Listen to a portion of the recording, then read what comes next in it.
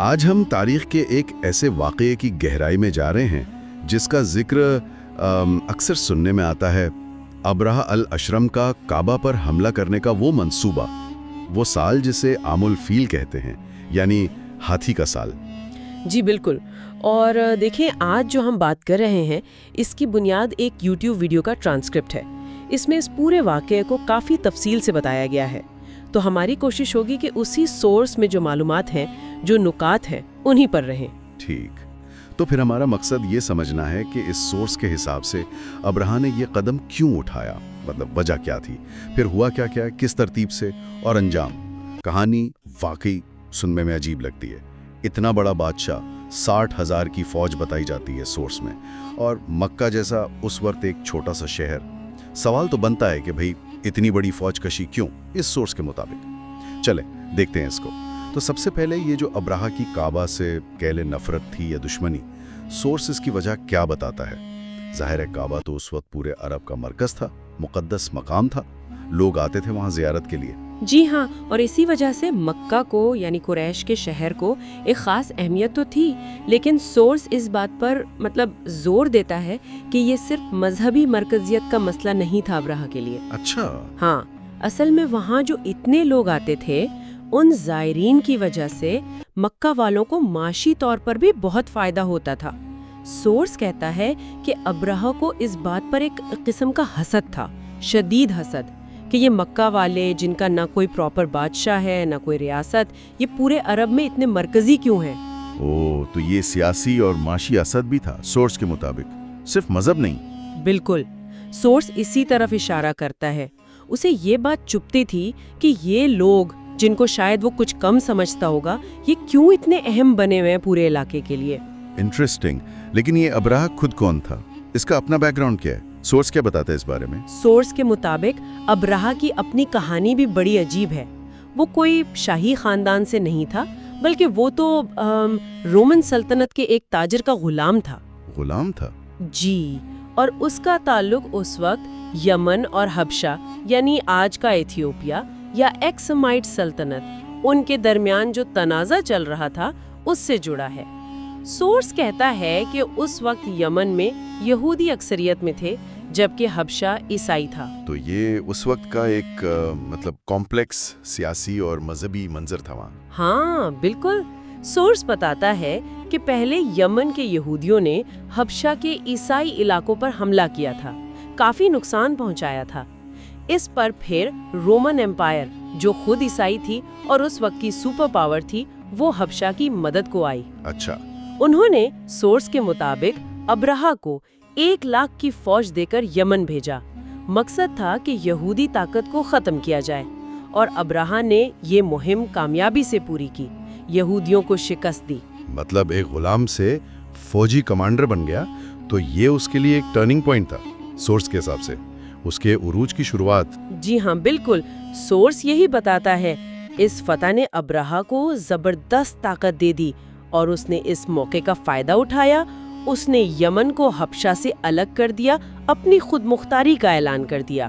ارے واہ، حبشہ کے بادشاہ نے کچھ کیا نہیں؟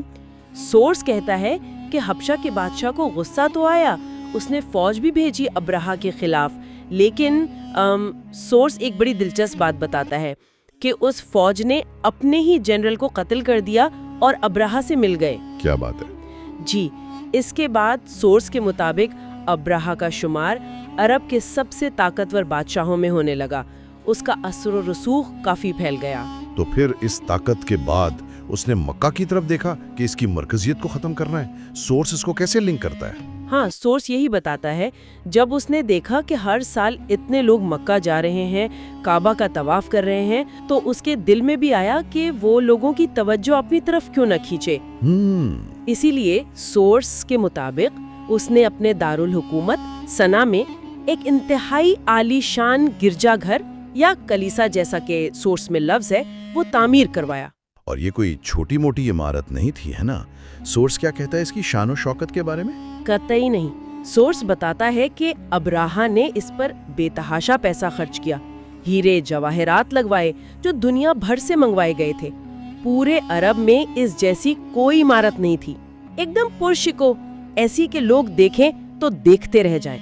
प्लान यही था कि लोग काबा को भूलकर इस कलीसा की जियारत को आएं, सना नया मरकज बन जाए। लेकिन ये प्लान चला? सोर्स के मुताबिक क्या लोग आए उसके कलीसा की तरफ? सोर्स बिल्कुल वाज़ेह कहता है कि ये प्लान बुरी तरह फेल हो गया। फेल हो गया? जी, इतनी मेहनत, इतना पैसा लगाने के बावजूद लोग वैसे ही मक्का जाते रहे, काबा का ही तवाफ करते रहे। अब्राहा का कलीसा वो मकाम हासिल नहीं कर सका जो वो चाहता था। कोशिश बिल्कुल रायगान गई। तो फिर इस नाकामी के बाद सोर्स के मुताबिक उसके पास आखिरी ऑप्शन बचा कि काबा को ही खत्म कर दो। जी, सोर्स यही नतीजा निकालता है।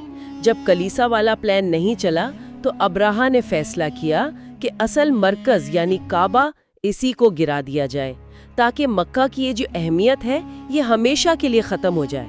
और इसी मकसद के लिए सोर्स कहता है उसने वो 60,000 की फौज जमा की। एक सवाल यहाँ, क्या इस हमले का कोई तारीखी सबूत भी है? मतलब इंस्क्रिप्शंस या कुछ और? सोर्स इस पर कुछ रोशनी डालता है? हाँ, ये सोर्स में एक अहम नुक्ता उठाया गया है। वो बताते हैं कि पुराने अरबी कुतुबों में, इंस्क्रिप्शंस में अब्राहा की बादशाहत का जिक्र मिलता है, उसकी दूसरी फौजी मुहिम्मात का भी, लेकिन खास मक्का पर इस हमले का वाज़ेह जिक्र उन अरबी कुतुबों में नहीं है। ओह, हाँ, मगर सोर्स ये भी ऐड करता है कि हाल ही में कुछ यहूदी खतबे मिले हैं और उनमें इस मुहिम का जिक्र है। सोर्स के मुताबिक इन कतबों से ये बात कंफर्म होती है कि अब्राहा का इरादा वाकई काबा को गिराना था, ताकि लोग उसके कलीसा की तरफ आएं। तो ये कंफर्मेशन मिल गई सोर्स के हिसाब से। फिर वो फौज लेकर मक्का की तरफ बढ़ा। रास्ते में क्या हुआ? जी, सोर्स कहता है कि अब्राहा का लश्कर मक्का की तरफ बढ़ा। रास्ते में उसकी फौज ने कलीबी इलाकों में लूटमार भी की। फिर जब वो मक्का के बिल्कुल पास पहुंचा तो उसने मक्का के सरदार को बुलवाया। उस वक्त अब्दुल मुत्तलिब थे, नबी मोहम्मद सल्लल्लाहु अलैहि वसल्लम के दादा। और वो मुलाकात अब्दुल मुत्तलिब और अब्राहा की, वो तो बड़ी मशहूर है। सोर्स उसे कैसे बयान करता है? बिल्कुल, ये वाकई एक तारीखी मोमेंट था। सोर्स के मुताबिक जब अब्दुल मुत्तलिब अब्राहा के पास गए तो उन्होंने कहा कि आपकी फौज ने मेरे कुछ ऊंट पकड़ लिए हैं, वो वापस कर दें। सिर्फ ऊंट? जी, सोर्स बताता है कि अब्राहा ये सुनकर बहुत हैरान हुआ और तंजिया हंसा भी। कहने लगा, मैंने तो सोचा था तुम कोई बड़े हिम्मत वाले आदमी होगे, तुम्हें अपने शहर के इस मुकद्दस घर काबा की फिक्र होनी चाहिए, और तुम यहाँ अपने ऊँटों की बात कर रहे हो। इस पर अब्दुल मुत्तलिब का जवाब क्या था? वो मशहूर जुमला सोर्स के अल्फाज बताता है। जी हाँ, सोर्स उनके मशहूर अल्फाज कोट करता है। अब्दुल मुत्तलिब ने जवाब दिया, देखो, ऊँटों का मालिक मैं हूँ, इसलिए मैं उनकी बात कर रहा हूँ। रहा ये घर, तो इसका भी एक मालिक है, वो ही इसकी हिफाजत करेगा। तुम जानो और वो जाने, लेकिन इतना सुन लो, आज तक इस घर को कोई नुकसान नहीं पहुंचा सका। वाकई क्या एतमाद था उनके लहजे में, जैसा सोर्स बता रहा है। जबरदस्त। इसके बाद फिर हमले वाले दिन सोर्स के मुताबिक क्या हुआ? सोर्स के मुताबिक अगले दिन सुबह हुई, अब्राहा ने हुक्म दिया फौज को कि मक्का पर हमला करो। लेकिन जैसे ही फौज आगे बढ़ी, अब्राहा का अपना जो सबसे खास हाथी था, बड़ा हाथी, जिसका नाम सोर्स महमूद बताता है। महमूद? जी, वो मक्का की तरफ बढ़ने के बजाय वहीं बैठ गया, रुक गया। उसने आगे कदम ही नहीं उठाया। सोर्स बताता है कि बहुत कोशिश की, उसे मारा पीटा, लेकिन वो हाथी हिलने को तैयार ही नहीं हुआ। और फिर वो वाकया परिंदों वाला, जिसका जिक्र आमुल फील के साथ लाजमी होता है, सोर्स उसे कैसे डिस्क्राइब करता है? जी, सोर्स बताता है कि ठीक उसी वक्त आसमान पर परिंदों के झुंड नजर आए। ऐसे परिंदे जो पहले कभी उस इलाके में नहीं देखे गए थे।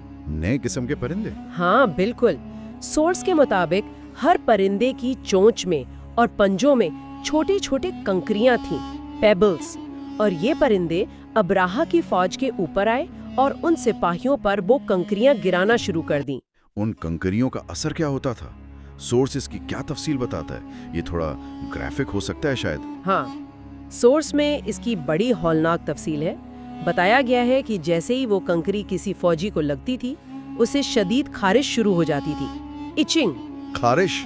जी, और वो शख्स इतनी जोर से खो जाता था कि अपना ही गोश्त नोच लेता था, यहाँ तक कि मतलब हड्डियां तक नजर आने लगती थी। सोर्स ये भी कहता है कि कुछ हिस्टोरियंस ने इसको चेचक, स्मॉल पॉक्स की एक बहुत ही सिवियर किस्म से मिलाया है। کہ شاید اس وقت کوئی ایسی وبا پھیل گئی تھی فوج میں۔ مطلب 60,000 کی پوری فوج اس طرح سے تباہ ہو گئی۔ سورس کے مطابق یہ تو بڑی ہی ڈرامیٹک شکست ہوئی۔ سورس یہی کہتا ہے فوج کا بڑا حصہ اسی طرح ہلاک ہو گیا، جو کچھ بچے وہ بے حواس ہو کر یمن کی طرف بھاگے۔ ابراہا کی وہ اتنی بڑی فوج جس کے ساتھ وہ مکہ فتح کرنے آیا تھا، سورس کے مطابق وہ پوری طرح تباہ ہو گئی۔ اس واقعے کے فوراً بعد مکہ اور قریش پر کیا اثر پڑا؟ ان کی پوزیشن پر سورس اس حوالے سے کیا بتاتا ہے؟ یہ واقعہ تو قریش کے لیے ایک زبردست ٹرننگ پوائنٹ ثابت ہوا، جیسا کہ سورس واضح کرتا ہے۔ جب اس فتح کی خبر پورے عرب میں پھیلی تو قریش کی دھاک بیٹھ گئی۔ دھاک بیٹھ گئی؟ جی، ان کی عزت، ان کا وقار بے پناہ بڑھ گیا۔ لوگ انہیں اہل اللہ کہنے لگے، اللہ کے لوگ۔ سورس کے مطابق وہ اب پورے خطے کے نئے لیڈرز کے طور پہ ابھر آئے۔ اور کعبہ کی اہمیت کا کیا ہوا؟ سورس بتاتا ہے کہ کعبہ کی اہمیت تو پہلے سے بھی کئی گنا بڑھ گئی۔ اس واقعے کے بعد پورے عرب سے لوگ پہلے سے کہیں زیادہ تعداد میں حج اور طواف کے لیے مکہ آنے لگے۔ تو اس سے مکہ کی اکانومی کو بھی فائدہ ہوا ہوگا؟ بہت زیادہ۔ تجارت میں زبردست اضافہ ہوا۔ ہر سال جو وہاں مشہور عکاظ کا میلہ لگتا تھا، جس کا ذکر سورس میں ہے، وہ اور بھی زیادہ شان سے لگنے لگا۔ مکہ والوں کی دولت میں کئی گنا اضافہ ہو گیا۔ تو ایک طرح سے یہ جو ناکام حملہ تھا، یہ الٹا مکہ اور قریش کے لیے عروج کا باعث بن گیا، سورس کے مطابق۔ بالکل، اور سورس اس سلسلے میں کچھ اور دلچسپ واقعات کا بھی ذکر کرتا ہے جو اسی سال ہوئے۔ ہم اثر واقعات اچھا، جیسے کہ ایک تو یہ کہ ایران کا سب سے بڑا آتش کدھا تھا فائر ٹیمپل، کہا جاتا ہے اس کی آگ ہزاروں سال سے جل رہی تھی۔ سورس کے مطابق وہ آگ اسی سال اچانک بجھ گئی۔ 1000 سال پرانی آگ بجھ گئی اسی سال؟ واقعی عجیب اتفاق ہے۔